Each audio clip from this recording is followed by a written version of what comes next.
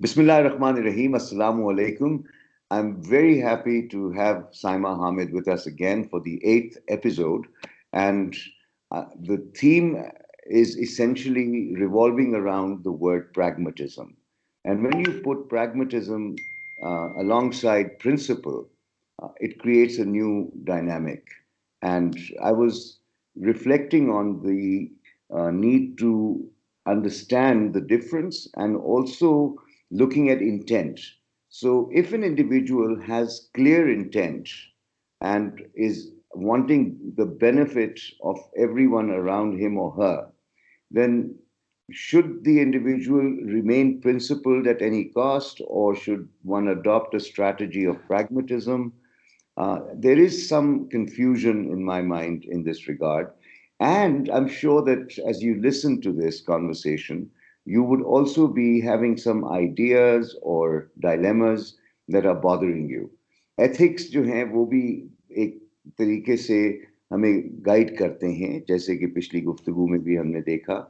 और ज़रूरी है कि हम ना सिर्फ एथिकल हों, लेकिन साथ ही साथ इस दुनिया में भी रहना है और दीन भी कमाना है।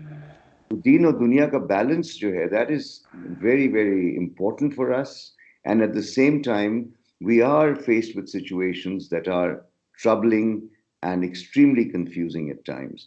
I know I'm no expert in this, and Saima Hamid also would certainly be sharing her perspective with her background in psychology.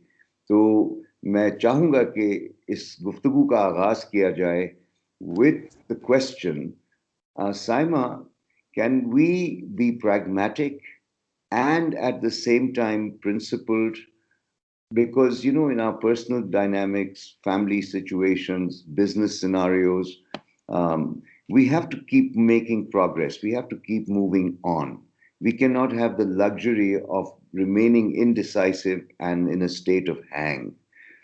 How does one resolve uh, scenarios and situations in a way that is very satisfying to the individual, and one can sleep well at night, knowing that one is doing the right thing? Because as we were discussing just a few days back, you did mention that there is a saying that is very popular: ends justify the means. Now, it is a convenient thought that I mean well, therefore, in order to achieve that end, I can do whatever I like. But then, surely there's no wrong way to do the right thing. Uh, so, these are some questions troubling me, and I thought I should put it to you and hear your perspectives, your viewpoints, so that at least we can confuse our audience even more if necessary, because these are important questions. Yes, yes. Thank you so much, Kamran Sahab, for having me today. And quite frankly, you have put me in a spot by asking me such kind of question. Um, I myself consider myself very ignorant in almost a lot of things in life. However, all I can share is again my own humble perspective of what I have learned so far pragmatism to be.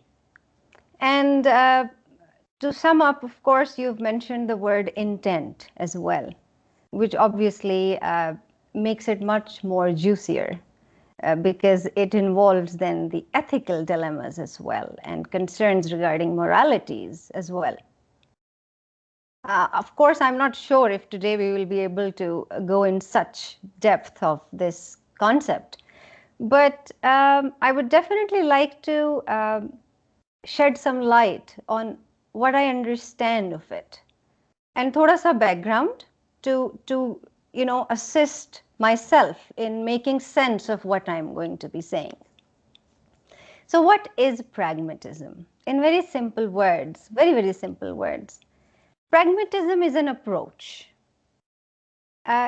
which evaluates the success of any theory or belief in context to practical application of it.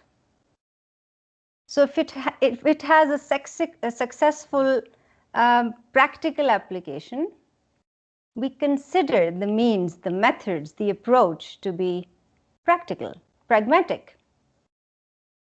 However, it's very important to understand here that a pragmatist will be always more concerned with the process, which entails both the method, the approach, and the outcome, the result, rather than the reality itself. This is the key difference, and I think this is going to be the framework which I would like to carry throughout this conversation today. So there is a distinct difference between understanding the importance of a process which involves both the mode, the medium, the tools, and the outcome, and what is reality. These are two distinct things. And in order to make more sense of what I've just said, I would like to go into the background.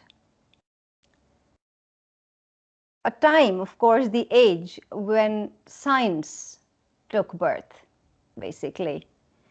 That was the time when we made a clear transition from the age of superstitiousness to the age of knowing, the age of reason, understanding. Now, that opened entirely new dimensions for human beings. An apple fell from the tree. Why did it fall on the ground? There has to be a reason.